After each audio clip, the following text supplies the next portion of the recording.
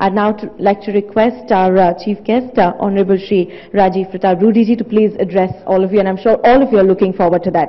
Sir? Yeah, why don't you share a few words?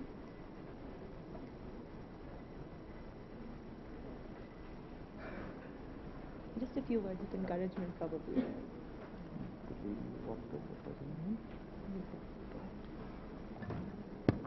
Thank you very much. Thank you, Sunita, for that very crisp and a short remark. Amitabh, very senior officer in Government of India. And of course, Amitabh is known by Inevitable India, Incredible India, and of course now Make in India. So one thing I have also assigned him today is that I need a logo like that for Skill India. So I'm sure he's going to work on that. Friends, it's an impromptu visit for me to give away the awards to the entrepreneurs.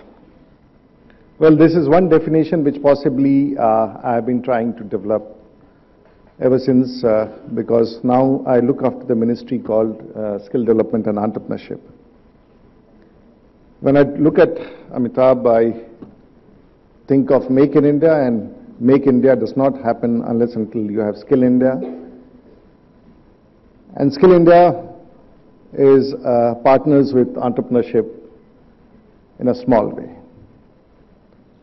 Now, when I look at this particular aspect, is something which, when we are talking about the GDP, when we are talking about economic growth, when we say 60% of the workforce today is, 60% of the GDP is in the services, good 25% is in manufacturing and industry and manufacturing, then we talk about manufacturing per se. And when we say about manufacturing, we talk about taking it from 12% to 20%, 22%. And that all needs great initiatives and inputs in Make in India. And rest is the farm sector, which is about 14% with other services. Now, when we look at all these figures, we also expect the economy to grow at something 7 to 8% for all these figures to match. But as of today, when we are talking about the complete unorganized workforce, which is about roughly 450 million people, and even if I do not have to refer to the farm sector, which is about 54% of the total workforce, we are also talking about, which would mean about 250 million people in this country in the unorganized sector who needs to be skilled. And when we talk about these figures, is some figure which possibly the nation needs to address. And when we talk about the skilled workforce in this country, if I have to rattle out some figures, US would have around 50% of its workforce which is skilled. Even China, with a population of around 1.46 billion people, has a workforce which is about 45% is skilled.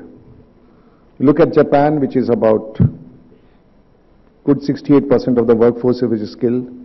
Germany, about 74% of the workforce which is skilled. Korea, 96% of the workforce which is skilled. And when you talk about India, it is widely, if you can guess it, someone could guess it, how much is it? Just meager 2%. And that's the place where we start off today. So when you talk about a skilled workforce, when you talk about entrepreneurship and employment, these figures are absolutely a mismatch to what we have done in 60 years.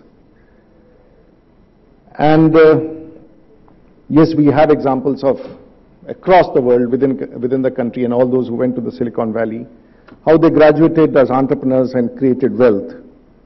Even when we talked about a person like Richard Branson, who could not even succeed and was selling around vodkas and running a nightclub, was an entrepreneur to begin with. And with all his failures today, he's in the media, he's in aerospace, he's in aviation. And if I have to recall Brian Acton, which in summer of 2009 was turned away from the Facebook, as he was not employed with the Facebook people. They turned him away. And then he sold the WhatsApp at $19 billion US to the Facebook. So that is also an entrepreneurship. And that's not very long ago. Just 4 years ago, when he was denied a job with the Facebook and he sells a product there with So we have so many examples. But my concern today is how do we go about it when we are talking about a country like India, which has 1,260 million people, where you're talking about youngsters which would be around another, in next 10 years, we'll have between the age group of 20 to 35 about good 350 million people. How do we go about it? Because we have been talking about education all throughout. And whatever entrepreneurship we see today is through education. But skills or innovations in India has absolutely been untouched by what is you call is a different non-cognitive skills which happens outside the school and the colleges. Now it's a challenge indeed, and I think the Prime Minister, because because this skill development and entrepreneurship was initially in 2009 when it was started, it was under the Ministry of Finance. And subsequently when Mr. Modi became the Prime Minister, he moved it to the Ministry of Sports and Youth. And that was a department. And subsequently on 9th of November, this ministry was born on the same day I was inducted in the Union Council. So it's almost just 100 days old, faced with a challenge of 60 years. Because all these 60 years we have spent lakhs of crores talking about education. And I don't want to get into those figures, what we have achieved actually in last 60 years. But all this means there's a big challenge. And unless until we are able to address.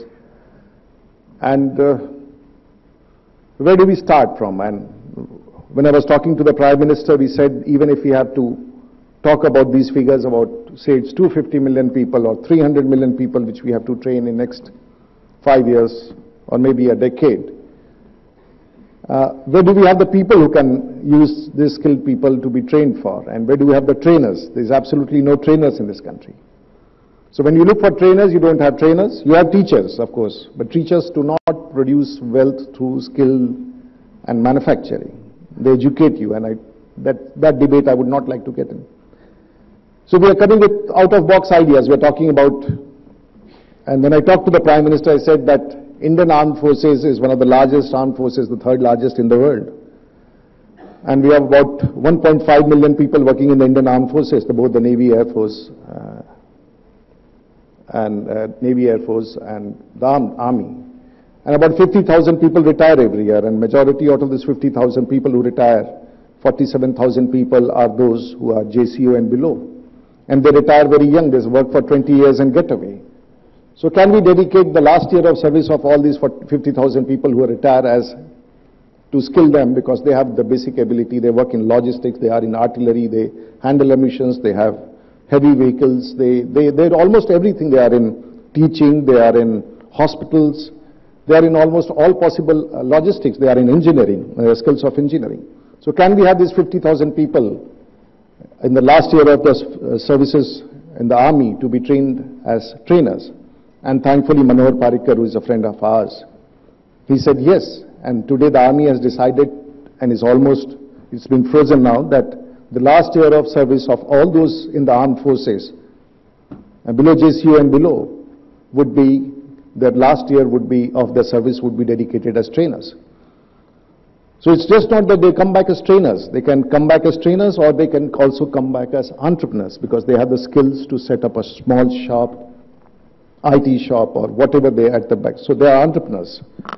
And the possibility of employment between industrial investments in huge capacity is 1/10 of what you do through entrepreneurship, small entrepreneurship, which is actually the big force of employment. I was talking to the Railways Minister, and this is how we are talking about in this government, and I heard him speaking about his today. The Indian Railways, for that matter, because when I have to talk about skill development, I cannot start making buildings now. And the Prime Minister is very sure that we cannot create any more infrastructure. He's talking about the use of the entire infrastructure, whether it's in the private, government, or for that matter, public sectors, that we have to use the infrastructure. For skill development, we need space, we need dedicated electricity, we need trainers. So all this is a complex matrix which has to be taken care of. So he suggested, why don't you think of the Indian Railways? Now, Indian Railways is the largest, the budget has been, the largest public sector undertaking in the world is the Indian Railways. And with 64,000 kilometers of railway lines, 8,000 railway stations, out of this 8,000 railway stations, there are about 6,000 railway stations which are located invariably in very remote areas and arterial presence across the country, where hardly a train stops, or maybe a train stops in a day, or maybe no train stops. So when we are looking at these 4,000 railway stations, what is so phenomenal about the railway stations in this country, which possibly some of you may have ever thought? Railway stations are arterial. They reach at places where many of us can't reach. And the catchment area of these railway stations are usually rural areas. But three things are there which all of us know since last 60 years. A, they have an infrastructure which is sheds, toilets, some water, some rooms, which is invariably there in every railway station, and that's an infrastructure. The second thing which is there, which may not be possibly there in all the places across the country, it has a dedicated electricity. So that is there. And a third thing, which possibly which some of us may be knowing, that they have the largest network, 47,000 kilometers of optical fiber network, and which is used only 5 to 7%. So when it was thought about this, they said, let's partner with the railways and use all the facilities and infrastructure. But how do I do it? I can't do it myself. The government can't do it. And then it was suggested, let's look for private partners. Let's look for people who want to actually come back and train people for their own needs. So whole model is being rolled out. So we are thinking of taking things together in this way. It's just not, we understand the challenge. I've got many more things up my sleeves, but I'm telling you how we are trying to integrate whatever is. We have institutions in the state, we have the states to work with us. But unless until we scale India, Make in India cannot happen. And if Make in India doesn't happen, the real wealth in the GDP will not get created, because manufacturing is one thing which has an international competitiveness. So all this is a metrics which the government has to address, and of course the policies of the government, the ease of doing business, the investments which have to flow, and the financial packages. So I think today entrepreneurship is an integrated feature of all this. I've got many more examples. Recently I was going through a case where a gentleman who has these Chinese imported treadmills which he supplies. So he had an innovation, and he received a call from some place in Himachal Pradesh, which is possibly a very rich village or a very rich panchayat, and this particular gentleman wanted a treadmill. But the cost of the treadmill was around 26,000 or 30,000, but the cost of transportation was around 10,000 or 8,000. So this gentleman had an idea. So he went up to the bus stand and found out that the bus going to that particular destination, the cost of the ticket was around 160 rupees.